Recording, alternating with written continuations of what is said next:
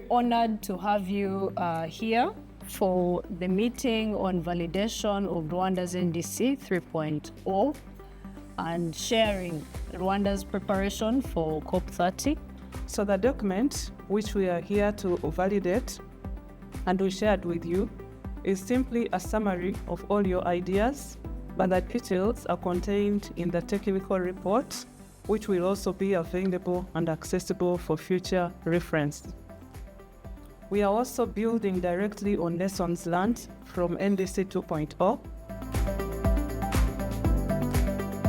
Today, we are very proud to present an updated NDC with a revised mitigation target for 2035, which is measured against a business-as-usual scenario. And this target is highly ambitious, as you're going to see, and it's building on the 38% reduction we had set for 2030, and we are now going to raise the bar even higher.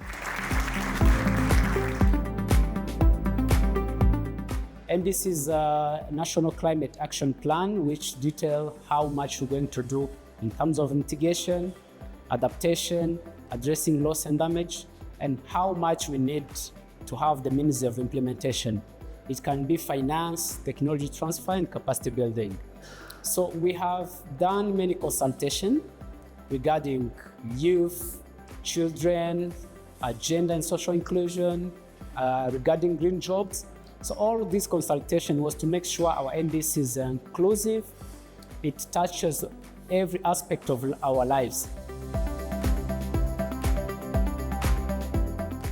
The technical part of the assignment ends today when stakeholders endorsed, validated that this is the NDC that we want to have, that we want to submit.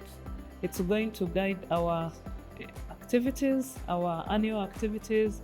It's going to be the anchor of all the priorities that we're going to be implementing towards a more resilient Rwanda, but also an economic development that does not involve a lot of emissions increase.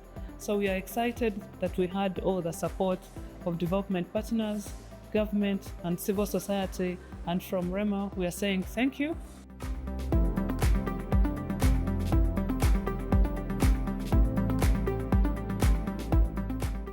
So as we move forward, we count on your continued partnership, not only to endorse this document, but to bring it to life through concrete projects, mobilized finance, and shared innovation.